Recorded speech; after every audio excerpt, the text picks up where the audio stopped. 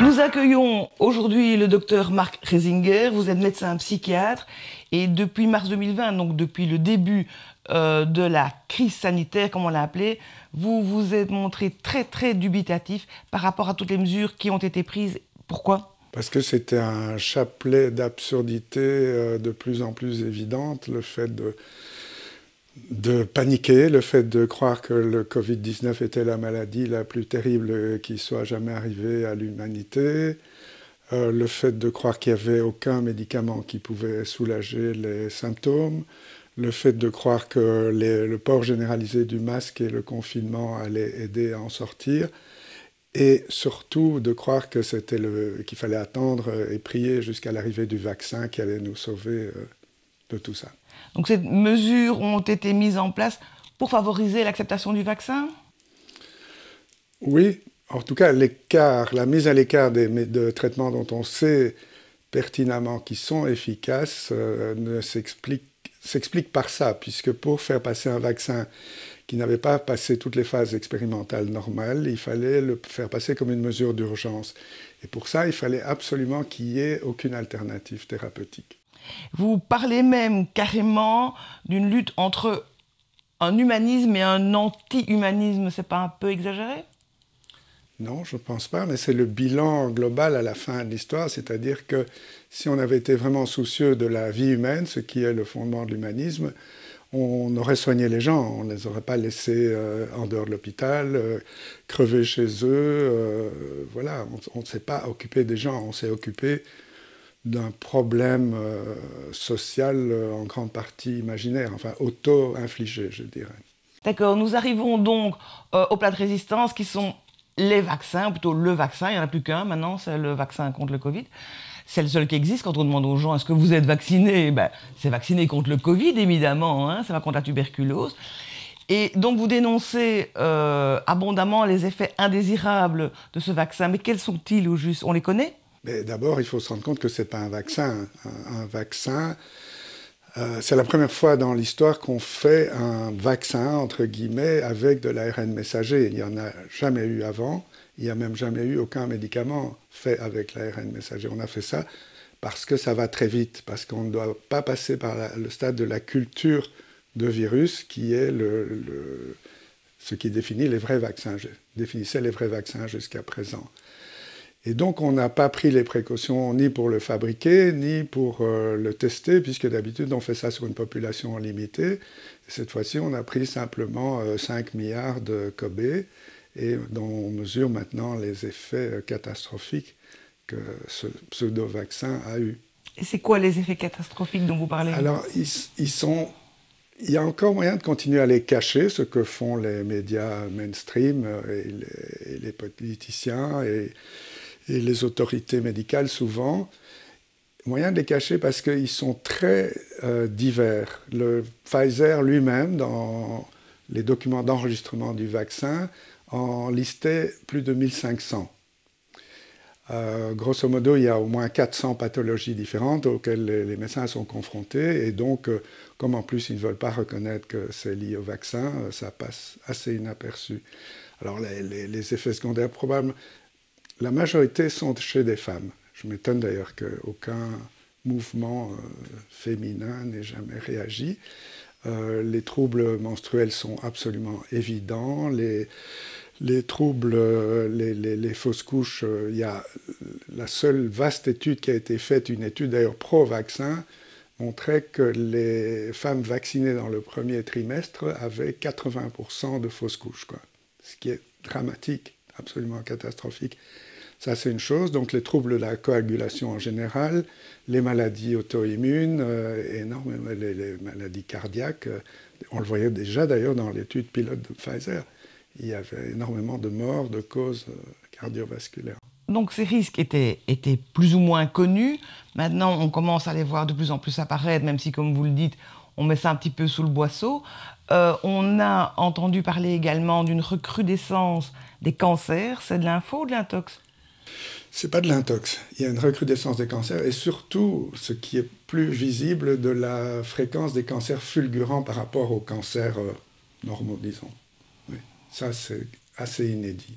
Et ça, c'est étudié, c'est chiffré? C'est chiffré, c'est chiffré. Et la réponse des autorités par rapport à cela?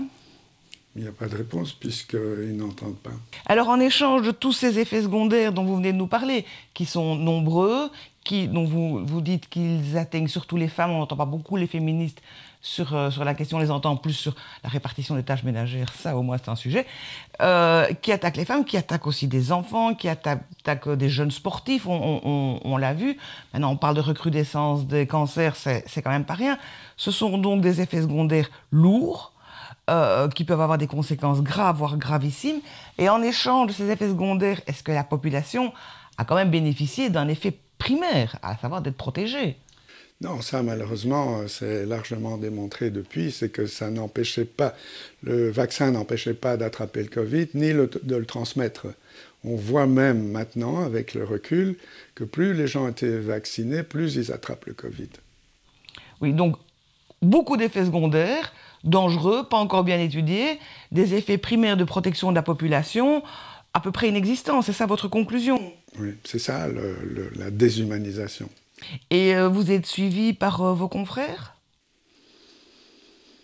J'en entends pas qui s'expriment, en tout cas. En tout cas, vous parlez des psychiatres, je n'en ai pas entendu, mais ils ont tendance à être silencieux. Hein.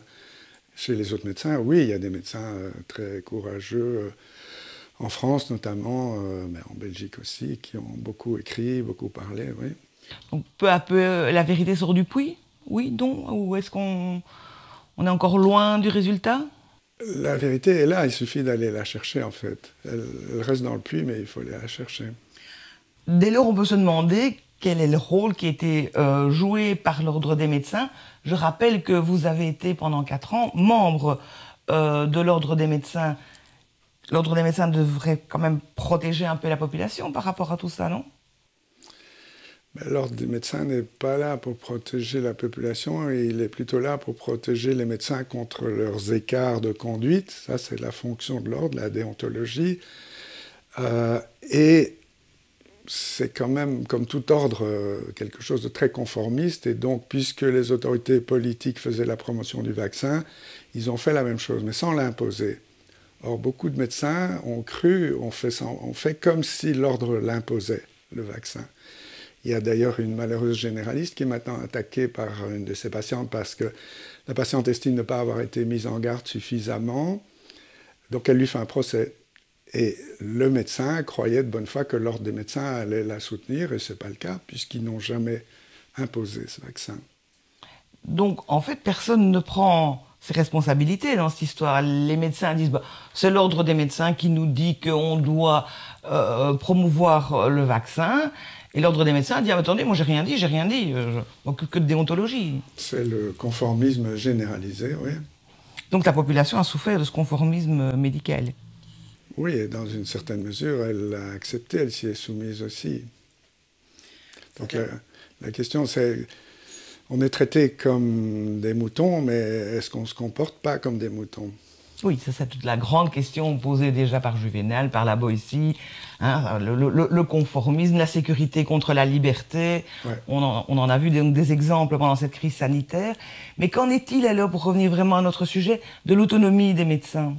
Il y a 2 formes d'autonomie, parce que pour être tout à fait autonome, il faut être indépendant. Or, beaucoup de médecins dépendent d'institutions qui leur ont imposé des contraintes, notamment de la vaccination.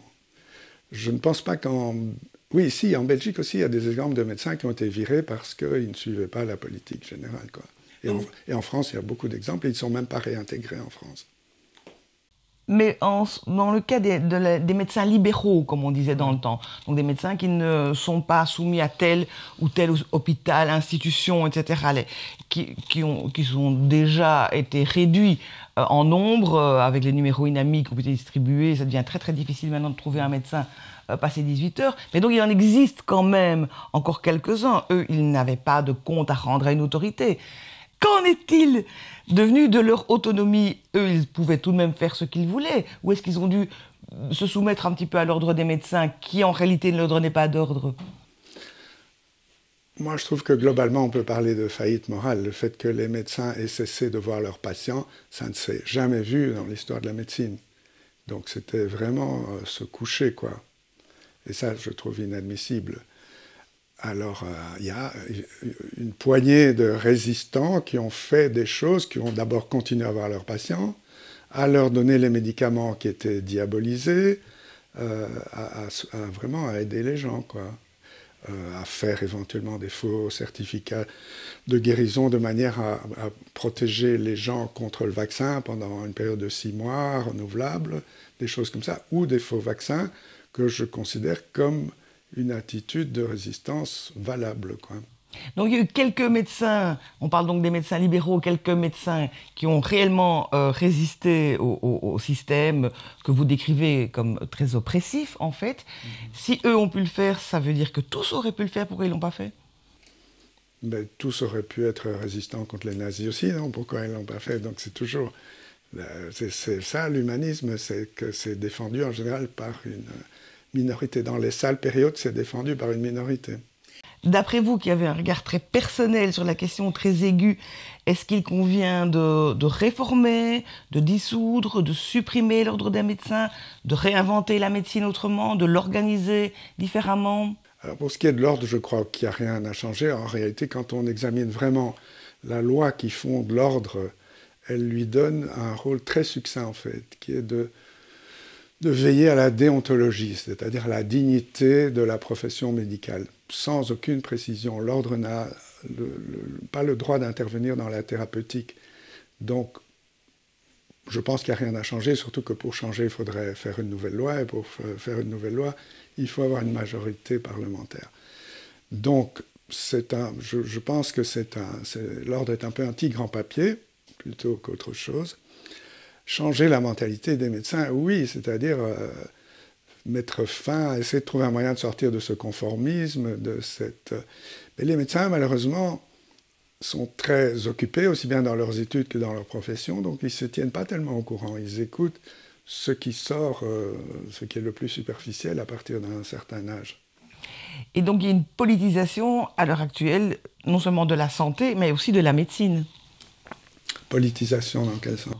Mais déjà, nous avons découvert, quand on a commencé à parler du Covid, nous avions 9 ministres de la Santé, c'est quand même beaucoup.